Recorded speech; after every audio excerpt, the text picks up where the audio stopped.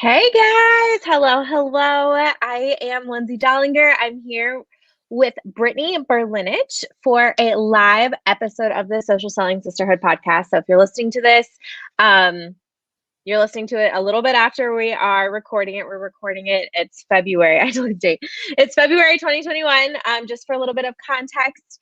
And Brittany and I met online. We are both teachers. One of us shortly not anymore, which you will hear. Spoiler alert. But we met online. I was looking for traveling teacher groups and I found Brittany's group and we have connected, and I love what she does, and I just really want to share her story with you guys. So Brittany, thank you so much for being on the podcast. We really appreciate it. Yes, thank you for having me. And if you could just tell us, just a little bit about your background, your story, and what has gotten you to where you are. Yeah, so I have been pretty entrepreneurial for all my life. Teaching was not actually something I originally sought after. My undergraduate degree is in parks, recreation, and tourism management. And before I went into having a full-time job, I had seasonal jobs. I went from one seasonal job to the next. I always wanted to live in cool places, and I met the coolest people. I got to basically travel full-time, which was super exciting. But then when I was looking to get married, I realized, okay, maybe this isn't sustainable, at least for now. And so, so my husband and I got married in 2014. And that's when I started looking at full-time positions and what I would do. And everything I had been doing leading up to that point meshed very well with teaching. I'd done outdoor education. I'd worked at summer camps. I've worked in hospitality. So I'm used to, dealing with upset people and staying calm, right? So Parents. yes, absolutely right. So it transitioned really well into teaching. It was something that, that my heart was tugged toward because I've always loved working with kids. And I like that there's still that spark. There's so much possibility, right? There's so many opportunities. I love that. I love coaching and I love educating. And so it was a pretty good transition. But I came into teaching at a weird time. This is my fourth year. Yeah. The first year here in Arizona, there was a big walkout, actually. And so I remember that actually. Yeah. So that was really different. I think that was the first year, maybe the second year. They're all blending together. The first year is crazy no matter what you do. And then the second year, excuse me, after the end of the first year, because I live on a reservation, that's where I teach. I was really isolated and lonely, honestly, at this point, because there weren't really a lot of people around who were into what I was into, or even had, experiences that related to mine. Like they couldn't understand. And I get it, completely different culture, completely different priorities. But when I would say, oh yeah, I've been to Hawaii before. And they were like, really? I'm like, yeah, I worked there for a summer. I worked at a summer camp in Hawaii. And that's one of the reasons I got to go for free, and so on and so on. And instead of it being like an exciting thing, like, oh, cool, tell me about that, it kind of isolated me further, just because people didn't really understand that lifestyle, or like, why would you want to go do that? And so I knew that my people were out there because when I would travel, I would meet them, right? Yes. So I knew there had to be a whole bunch of other younger teachers who maybe either chose not to have kids, or they just don't have kids yet. They're traveling as much as they can. They want to talk about it with other people and be excited about that.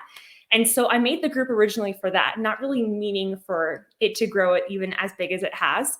And I just wanted it to be a place where we could share that together, and also share teacher travel opportunities, because I kept finding them. And so that grew into a blog, and then that grew into people asking, well, why don't we do a group trip together? And so then I started planning trips and doing trips with ourselves, and it just kind of grew from there. I love that so much. So many things you said. I'm taking notes. So if I look to the side, that's what I'm doing.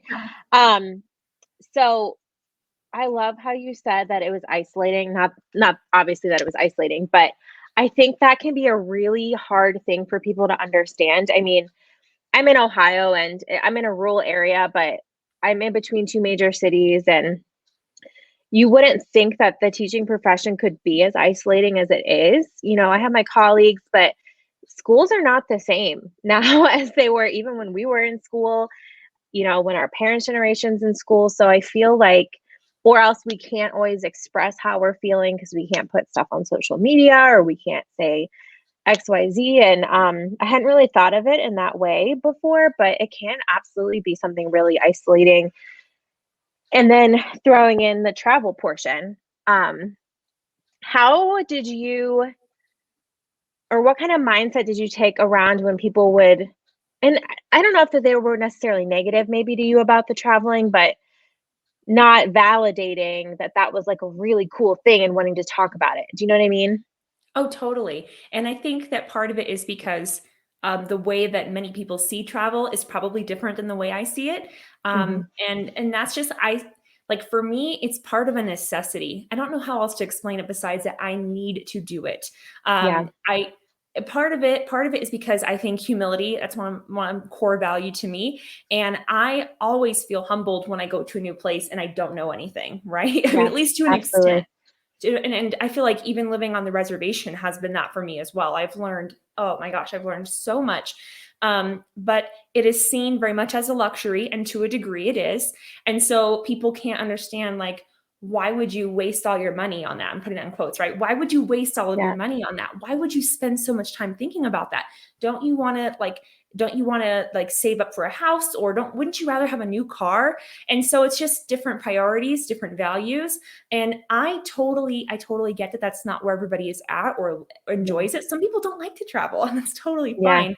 Yeah.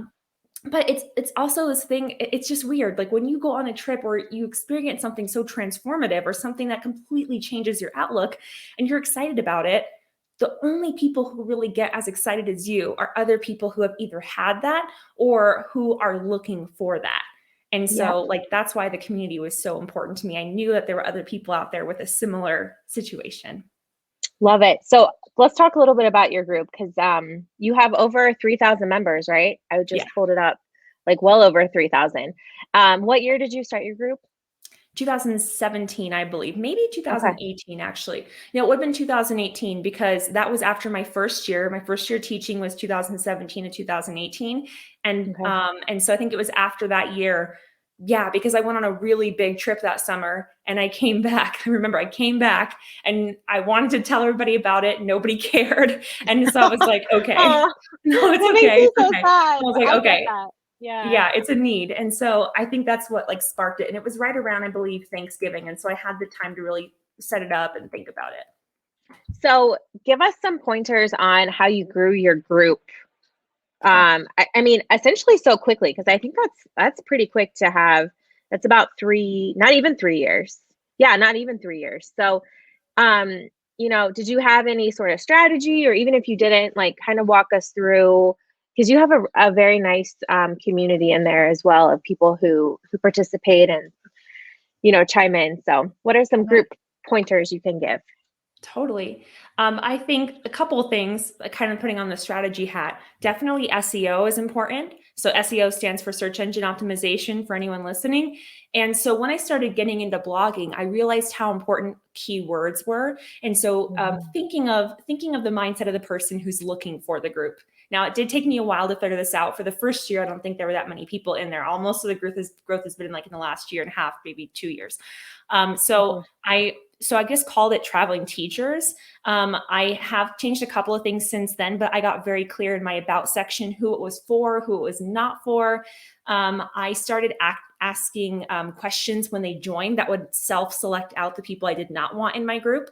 I think it's really important that whenever you're building a community, you're just as clear on who you do want there as who you do not want there. And that I lets love that. the people who are supposed to be there, that lets them know that this is really for them too. And it's not for, Mhm. they don't want the other people in there who aren't supposed to be there, right? Yeah. Um, it was a lot of time at first, honestly, until I started getting used to how things worked and really figuring out how groups work, Yeah. which is so funny. I never set out to be a groups person, but now I'm obsessed with them. I love Facebook groups for marketing. It's They're amazing. fun. They are. It's a great. So do you go into other groups to market your group as well? To a degree, but I really try to shy away from that if that's not what's allowed in that group. Because I care so much about like my community and building good relationships, I'm always asking either the person who owns it or runs it, like, what do they want? Do they want to do that? Of course, like if it's a cross niche, it totally makes sense. Like if we're both teachers and it's kind of travel related, then absolutely, like, happy to share. But yeah, unless it's like under a designated thread. But what usually will happen is I connect with people in there. And this is what I would recommend for anyone who wants to grow their group. If someone asks a question and you can answer that in a way that really positions yourself as an authority, they're going to recognize that. And they're going to say, okay, this person knows what they're talking about. Really great network marketing technique, by the way. So just showing you know what you're talking about, that you want to help them, genuinely want to connect with them. And you'll leave breadcrumbs on your profile. So they'll look at your cover photo. If you have it linked there, people will find it on their own. You can have it in your featured image down in your personal profile. So I've gotten a lot of people to join it that way. Yeah. And then also just like opportunities like this and where it makes sense to share. Right. Now, are you also actively building on Instagram? I just started on Instagram maybe like under a year ago. I really focused on groups at first. Okay. And are you able to, even though you have a newer Instagram account, have you been able to transition people over to Facebook, or are you not quite there yet? Yeah, well, actually, it's kind of the opposite. Everyone that's following, at least the Traveling Teachers Instagram, is in the group already, or they're already engaged with me on the Facebook page, which is kind of interesting. So most people who are finding us are from there. I also just recently got onto TikTok, and that is driving a lot of traffic as well. Yeah. Oh, interesting. Fun. I'll have to find you on TikTok. Now, are you on Clubhouse? I'm not on Clubhouse. I am along with the peasants who have Androids, unfortunately. Okay, I was going to say, I wondered if you were able to get any traffic from that way. So blogging, did you start the blog before or after the Facebook group? Almost the same time, right around the same time. Okay. Walk us through that process, because I know that can be a lot of work. And I also know some people think that they need it. So like, and maybe they don't, or maybe they do need it and they don't think they do. So can you walk us through kind of how you decided to do that? Maybe even what platform you decided to go with, and if you like it, things like that. Totally. So I don't think that I agree with you that it's not for everybody. I don't think it's necessary. I think it totally depends on your goals.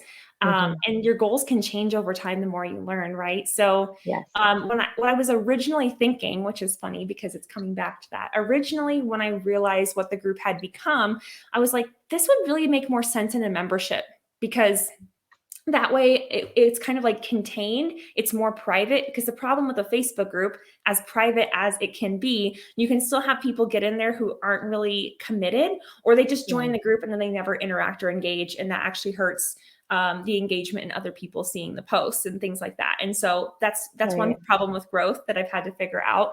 And so I quickly realized, okay, a membership might be a better model, because it's people who are committed enough to this and who really do want to learn about the teacher travel programs and travel hacking, that they would be paying for the community and more invested in it. So that is something we're working towards now, 3 years later.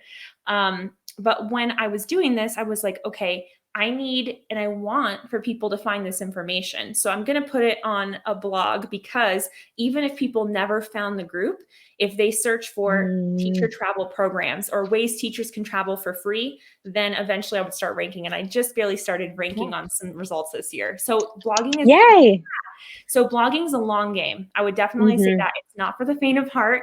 And I've had to learn a lot. I actually just shared in my group the other day, there was one point, I think a year and a half ago, where my whole website seemingly got deleted. I don't know what happened. And I cried all Saturday. I remember I was crushed. So it's not. I can't imagine. Oh, sorry. Go ahead. I was just going to say, I can't imagine.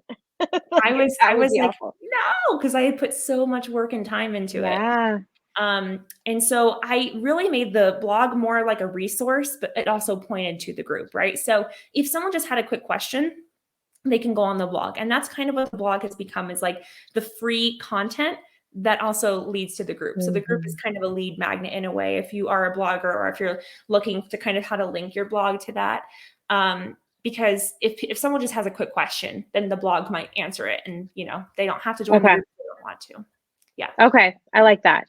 And some people just aren't on Facebook too. So that's a nice way to get your name out there. Totally. Now, who is your host?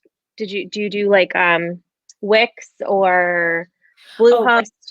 So for that one, so I have a couple blogs now, but that one is fully hosted WordPress. So if you go on WordPress.com, I have like some self-hosted blogs where I have like hosting on SiteGround. But I think again, it depends. Like if you're deciding to make a blog, it totally depends on what you want to do with it. My goal has never been to earn with affiliate marketing, which is it's a great option, by the way. But it's just that's not how I knew I was eventually going to make money once I decided that was my goal with it.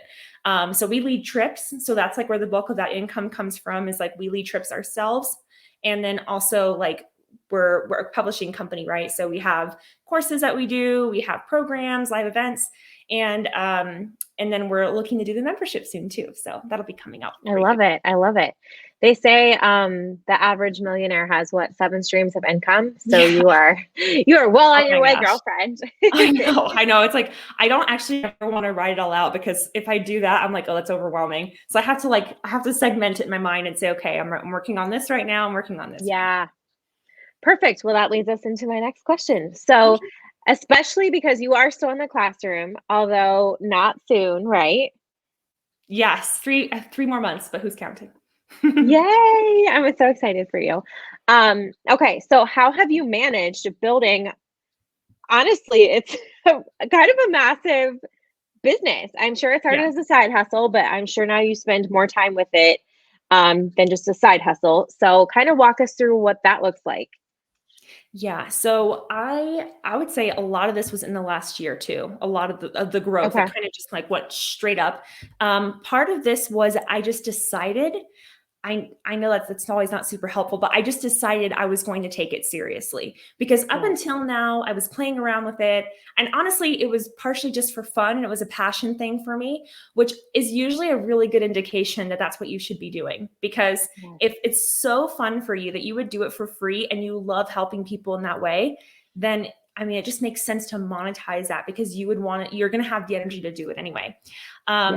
So about a year ago, I decided to take it really seriously. And so that's when I invested in a program. I remember now it's like not as big of a deal. I've done it several times. I invested $3,000 in a course, like a program. And I remember sweating bullets, and I almost hit submit like 6 times before I finally did it.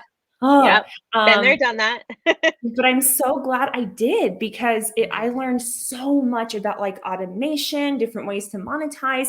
I hired people, which was a really big step for me, because it's hard for me to explain. I've gotten better at this too. It's hard for me to explain what's going on in my brain to other people. Like, this is my vision. I know what I want. I know how to do it. But the problem is, there are only so many hours in a day. And so I had to relinquish some control a little bit and trust the people I hired. And that's really helped. So hard. By the way. It's really hard. It's really hard, but it's so worth it and so rewarding, because when you have the right people, they care about your vision. Like, you're like, this is what I want. And they're like, yeah, okay, let's do it. They're excited about it. They want to help. So I have now 3 people working for me. My goal is to have 2 of them full-time by the end of 2021. So it's like, whew. So it's like, it lights a fire under me, because like, these are teachers as well who also have the same goal of like, they want to leave. And so I want to help them do that. Right. And so like, I think that's another thing. I used to be scared of selling. I think selling, it kind of comes natural to me in a way, but I was still scared to pitch. I would just be like, choking up. But now I'm like, no, I'm not messing around. I have 3 ladies that I'm looking to support full-time pretty soon. And like, we're supporting like other like nonprofit organizations with the money we raise and stuff too. So it's like, I'm not messing around anymore. This is what it is. I'm proud of my offers. We put a lot of work into them. So yeah, definitely a mindset thing, treating it like a business, and then setting up, doing the work in the front end so that it can start either being automated or delegated or eliminated if it's not needed. Oh my gosh, I love all of that. And I think that last piece that you said, where you are really proud of the offers that you've created and you are proud of your business, and you also have other people's lives that you are hoping to get their salaries full time. Like, that's a huge why. And like, that can completely switch. And even if, so a lot of the people who listen to our podcast are direct sellers or network marketers, not everyone. And some people are building their own businesses, like, you know, like you are, with multiple streams of income, which is fabulous. So I think that's one of the biggest pieces missing in a lot of people's business, is just like that mindset of like, I'm really proud of the product I have, even though it might be something really small, like, you know, a cosmetic or clothing or whatever, but you can be proud and you can have that sense of, gosh, I don't even know what the word is besides pride. Well, yeah, but Like that's this is what I do. I think that's so true. I've talked, because I also have a network marketing stream. I also have a direct sales stream. Technically, as a travel agent, I am directly selling travel to the consumer, right? And I've talked about this before too. If you come off as, if you have doubt in what you're selling, it's totally going to affect your energy when you're talking about it to other people, you know? And so I like, and I also don't take it personally, and I don't tie the result to the outcome, right? So like, if I present an opportunity to someone and they're like, yeah, it's not for me, I'm like, all right, it's all good, you know? If like, and I usually tell them, hey, I'm gonna reach out to you again in like 2 months just to see what you say. And you know what? People are also used to my personality now. So they're like, okay. So worst case scenario, they're just like, oh, it's just Brittany. She's excited about this. You know, it's not really a big deal. And if they block me, then all good. At least I know not to waste my time with them. So, you know, it's totally. like, it's like whatever. And I think the only one that really like stops us from doing that is ourselves. We psych ourselves out and think they're going to think this or they're going to say that. People don't care. Everybody is focused on what they're doing and what they want. And, you know, it's not a big deal to them. They'll just say no if they don't want. 100%. Well, and people can feel your energy too. And that's what I tell my team. I'm like, if you're nervous, send a quick voice memo instead of typing it out so they can actually hear your excitement. And I'm like, anytime that I've reached out to someone and been genuine and given a reason why I'm asking them if they would like to take a look at my business opportunity or try out my product, I've never had anyone be like, you know, really nasty or rude. Most people are like, oh my gosh, thank you so much for thinking of me. And then they say yes or not at this time or whatever. And you move on.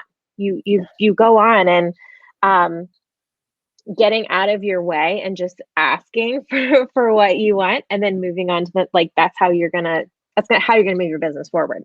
Totally. Okay. Someone actually did ask a question while we're on here. Brittany would like to know, how long was it before you hired people? I know why it makes sense to hire them, but when was your trade-off of how much you're making and when you decide to hire someone? That's such a good question. So I think that's one thing that stops people is they're like, well, I'm not making X amount of money yet.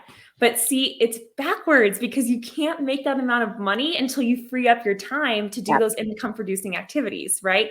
And so you can think of it like a service, right? Like you go and get your hair done. It's not going to make you more money, but it's going to make you feel good, right? Like you kind of think of it like that. It's going to give you time and energy so you can do the other things that you really want or need to do. Like I know, and I've also learned my strengths, and I know what I'm good at and what I'm not. I am not naturally organized. I'm just not. I have tried. I struggle. So the first person I hired was actually someone I've worked with before, and that is exactly her zone of genius. She's so organized and strategic. I have a strategic mind too when it comes to business, but she foresees problems before they happen. It's amazing. I will say something and she'll be like, oh, that'll probably trigger this. Or, hey, Brittany, I noticed this. It's amazing. I don't know how she does it. She's like a was it clairvoyant? I don't know. Yeah. She'll see it ahead, and then she'll say, hey, do you want, I saw this problem. I just went ahead and took care of it for you. And I'm like, oh, thank you. Bless you. It's amazing. And so for me, like I at first it was like breaking even for a while. At that point, I was making a little bit of money, but not a ton. But for me, it was worth it because I was like, I'm going to get my time back and I don't have to stress about this. Because like, I love travel. I love planning itineraries. That is one detail thing I like, but I actually have her look at them and say, hey, am I missing anything? Or like, does this make sense to you if you're looking at it as an outsider, right? Like, because again, my mind, I know how I think, but it's not necessarily going to come off of someone else, right? And so like knowing your strengths and then seeing it just as a service. Maybe for you at first, it might just be hiring a virtual assistant, and you can do that, and you can just be like, okay, it's just in my personal budget. And then you can work up to the point where you can move that over to your business account or whatever other money you have set aside. I hope that helps. Yeah, 100%. And I try to encourage women in business to get a VA as soon as they can, because I know I waited. I didn't hire my first VA until, gosh, it was probably honestly beginning of COVID last year. So like April of last year, even though I was home more, I was like, there are some things in my business that like I don't personally have to have my hand on. And so if sending a follow-up message, when I pretty much send the same follow-up message to most people after they make this certain purchase, or gosh, I don't even know what else I've had her help me with, but spreadsheets or email automation or things like that. And I'm like, even if it's only an hour a week, an hour, and you can get VAs cheap, guys. But I've paid anywhere from 15 to probably 22, 24 an hour, depending on the person and what they're doing. But that's so worth it. I mean, that's only like less than $100 a month for an hour a week. And that hour is something then that even if you're not actually spending on your business, which I would recommend doing that, but maybe that's an hour workout time you get, or, something else for your sanity. Like, just do it. And then 3 months in, reevaluate. And if it's not working out, then maybe we cut some hours or reevaluate things. But I definitely think it's worth a go for sure. I think it makes you better too, because it forces you to really step into that CEO role, because like when you're wanting to do everything on your own, you're like, it's really hard for you to like value your time, because you're doing these activities that are like $10 an hour when you really could be doing activities that are like $250, $500 an hour. That was a huge like aha moment for me. So I hope that helps you as well. Yes. And I actually, I know Brittany is looking at doing course creation as well, which is so interesting, because I know you already have courses, right? Or are you in the process of making them? You already have some. So another tip for you was her name Brittany too? I couldn't see her. Okay. Yeah, it is. It always sounds weird saying my own name. So Brittany, so another thing I would recommend to you too, because I feel like when you're looking to make a course, you'll think, well, what's the perfect name? Or, what am I going to have? And you will like, what platform should I use? All those questions are going to trip you up. I would highly recommend that you monetize it before you make it. So make a sales page for it, or put a pitch up in a post and say, hey, I'm thinking about making a course about X. It'll help this kind of person do X, get X result. Who would be interested in that? And then you can gauge interest and maybe even accept a payment. And it can be as simple as like a PayPal link. It doesn't have to be fancy. That way you can figure out who's even interested and not waste your time if it's not like a perfected offer yet, because I wasted so much time. And now I'm like, I have one course that started today for bloggers. And so I'm going to be, after this, making content for that. And what's really cool is if someone tells me, hey, Brittany, this was confusing, or like, this wasn't super clear, or like, I really still need help on this, that shows me, oh, okay, cool. I need to make another resource for that. Or like, if they tell me this is too overwhelming, I can do less and change in real time, which for teachers is like really appealing, right? What we do. Yeah. Well, and it's asking and getting to know your audience. Like if you listen to your audience, they're going to tell you what they need, whether it's with the product that you're making, or whether it's all the questions that you get asked frequently, or like, that's what, I actually was talking to my team today about going live and ideas for live videos. And I'm like, what do people ask you? Like, people ask me a lot about Disney. They ask me about teaching stuff. They ask me about my nails. So like, these are all ideas, and, you don't have to do them all at once, but maybe pull up in your notes section of your phone and jot some stuff down while you're thinking of it. But yeah, anything that gets asked one time, you can make something from, for sure. She said thank you for that, by the way. Okay, so super quickly, any time management or productivity hack you have for someone who is still working full-time and also building a business? Yeah.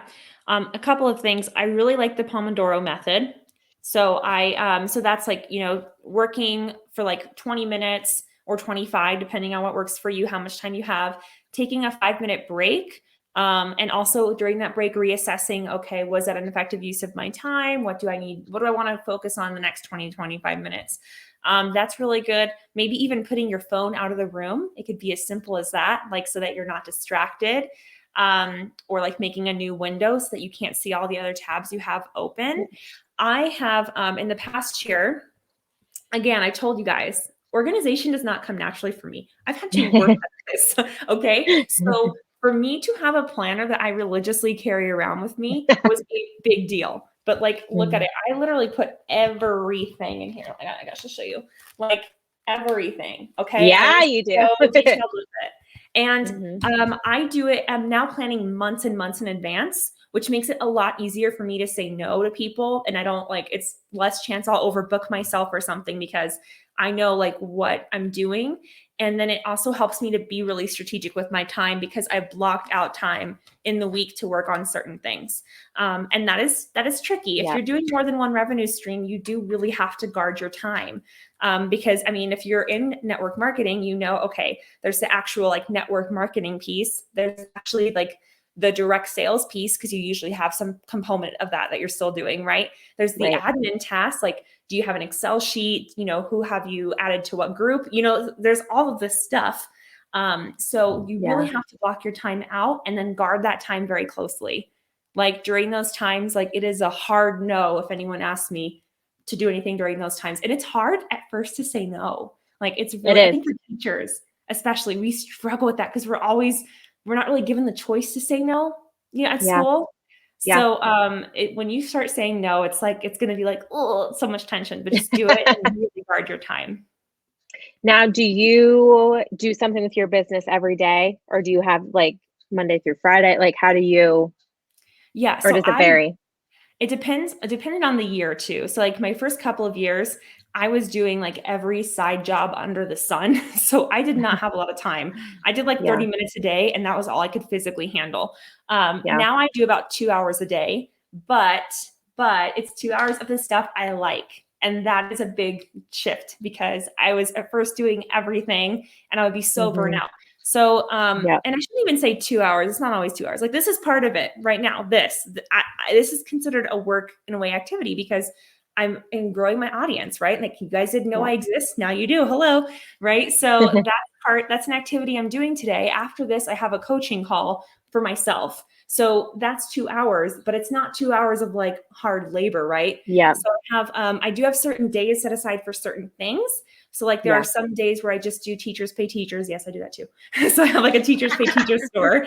And like some of them are honestly like, I would say easier than others. Like the resources, I usually make a goal with myself, like, okay, I'm going to make 5 Google Classroom headers and then, however long that takes. So whatever works for you, but don't feel like you have to do all the things I'm doing, and don't feel like you have to do an hour a day or I was going to say, and I love how you just said you're doing 2 hours a day, not like 5 or 10, because you have people helping you so that you can do the things that you like to do and that you need to do. And that fills you up too. Like a coaching call for you, like that's important. And you shouldn't have to tack on an extra hour of work because you're taking that hour for yourself. Right. And I really love that. Okay, super quick question about coaching, and then we'll wrap this up. Sorry, things keep coming up. How long have you worked with a coach? So I've worked with a coach for about 6 months now. Okay. And like one-on-one, a mastermind, like what kind of capacity? Yeah. So I did one-on-one at first. Her contract is ending with me at the end of this month. And that was another really big, scary purchase, right? I had just dropped $3,000 on a course and I spent $5,000 on a coach. I was like, but I made it back almost immediately, which was amazing. It was a good affirmation to do that. So that just was one-on-one. And then I did a mastermind, which honestly, I'm going to say this too. It was way over my head because I was working with people who already had 6-figure businesses, but I'm so glad because then it helped me normalize like making several thousand per month. Because at first I was like, I'm barely making 3,000 right now at the beginning of it. And then I got to 5K months and I was like, okay, cool. But like these were making like 20, 30,000 a month, which is still like crazy to teachers. So that's how much you make a year. Right. So Oh, yeah, yeah. I've done one-on-one and masterminds. Okay. Well, and they always say too that if you are in a mastermind or group or something like that, and you are the one who is the highest paid or knows the most, then you're in the wrong spot because you're not going to push yourself to grow. I really love that. And I totally know that feeling because I know when I invested in some coaching last year, I was like, wait, how much? I was like, how much money are you going to be taking from me? I'm like, this better be good. I'm doing everything she says times like 10. Yeah, I totally get that. And it's worth it. I mean, the ROI, it's there for sure. Yes. Okay. Thank you so much. Before we hop off, I have been asking everyone their favorite travel destination. And I know this might be really hard for you because I know you've gone to a lot of places, but do you have a place that you have especially liked to travel to? 100% Norway. Norway has been my favorite country so far. It is otherworldly. If you have not been, you need to go look at photos. Oh my gosh. It looks magical. Like when you read stories when you're a little girl about like being a princess and like places with castles and fairies, like that is what Norway is. It is what? I definitely need to go to Norway. I've been to Norway at Epcot at Disney World, but I don't think that's quite the same. But I really like that area. I love Disney too. Oh my gosh, I love it. Love it. And you are taking a group of teachers to Croatia this summer, yes? Yes. I know I'm watching. Okay, obviously COVID pandemic, but I am watching the US Embassy in Croatia website literally every day and checking, and it's looking good. It's looking good. Things are starting to open up.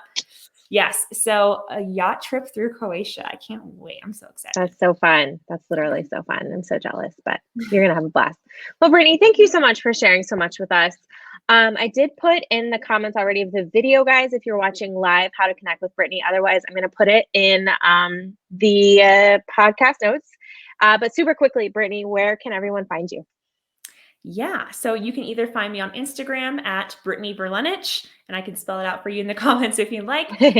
Or you can find me in my groups. If you're interested in traveling teachers, feel free to come on over. Otherwise, just feel free to message me if you have any questions. Awesome. Thank you so much again for your time. This has been really awesome. Yeah. Thanks for having me. You're welcome. Bye-bye. All right. Bye.